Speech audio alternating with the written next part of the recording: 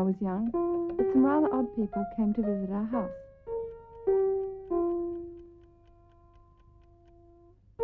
There was old Auntie Fanny who came on Sundays and always brought brown sugar for her tea, wrapped tightly in a brown paper bag.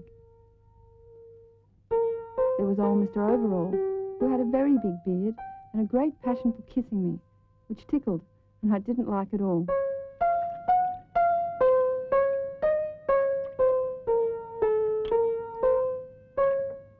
Then there was Ned.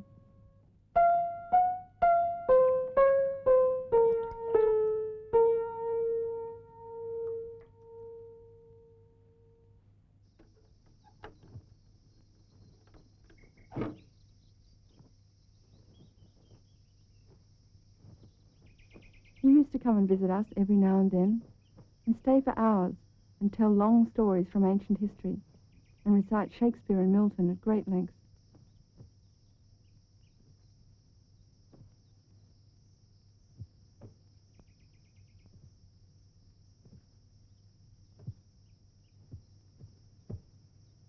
Mostly he would chat with my father and explain the new photographic process he was working on.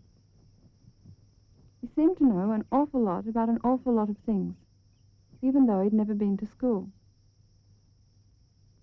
He used to talk very slowly, and I wished he could talk faster like I could. Ned had to walk all the way from North Sydney to visit us. He usually arrived around morning tea and stayed till well after lunch.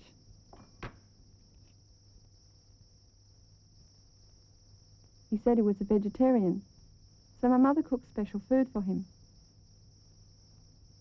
Ned used to talk very fondly about his cats, which he claimed thrived on a diet of porridge and scones, and never gave him any trouble. He said they were the best company a man could have.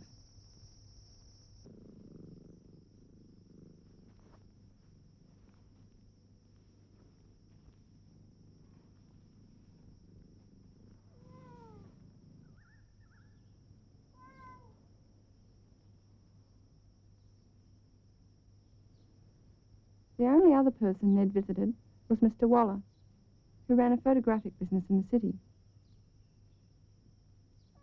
I didn't understand why Ned was now so very alone. One day in the garden, he showed me a glass thing called a prism and explained how colour is made, which I only sort of understood, but thought the prism was very pretty.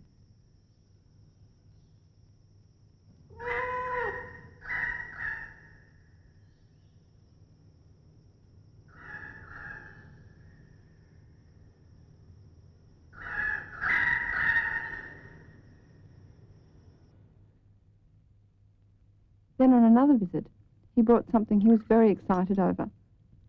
It was a kitchen tile with a woman's face on it. Ned explained how he put the face on the tile. It was some new technique he had invented. I didn't understand why he was so keen to do this, but my father was very impressed.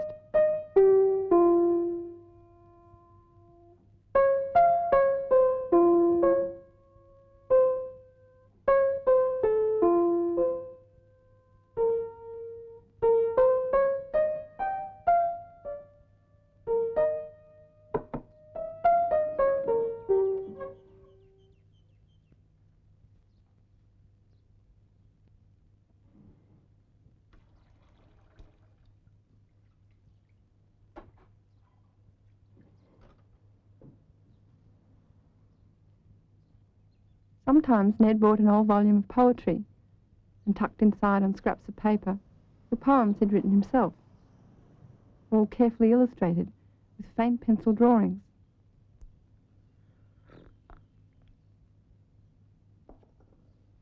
Ned's face would become shiny and happy as he read from his book,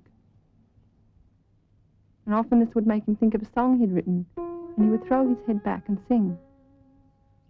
To my surprise, his singing was so soft, I had to listen very carefully to hear him at all.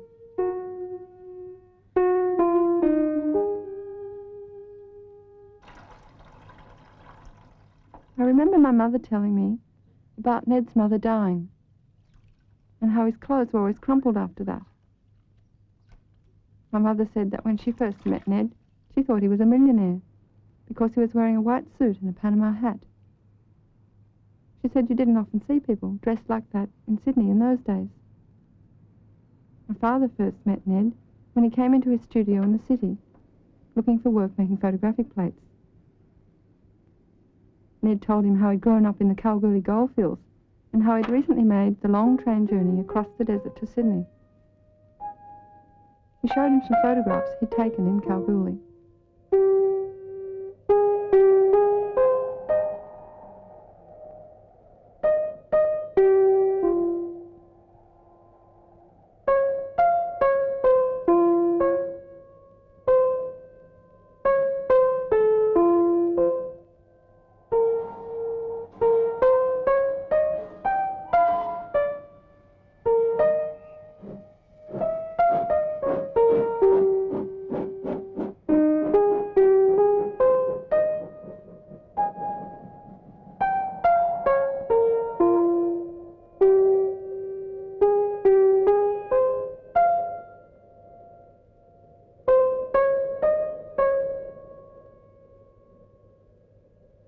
Then Ned didn't come and visit us for a long while, till one day he came to say he had to move from his old house.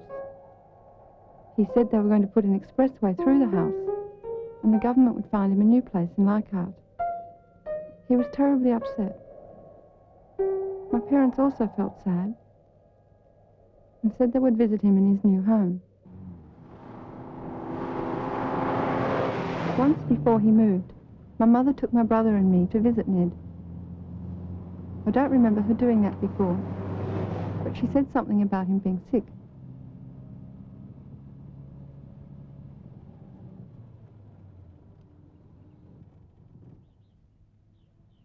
When I saw the house, I was shocked because it was so old and broken down.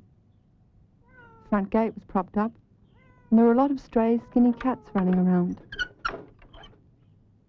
My mother told us to wait in the car. She said she wouldn't be long.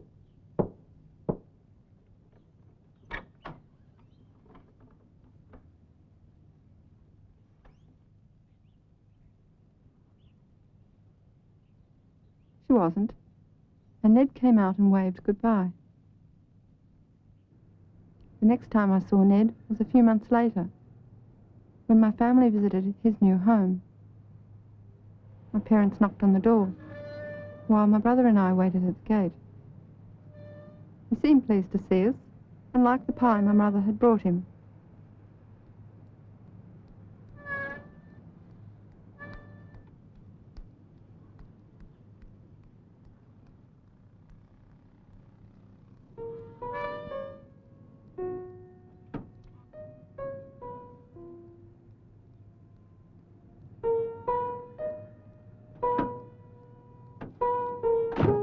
He said he missed his old house, but guessed he would get used to the new one. He looked a lot older.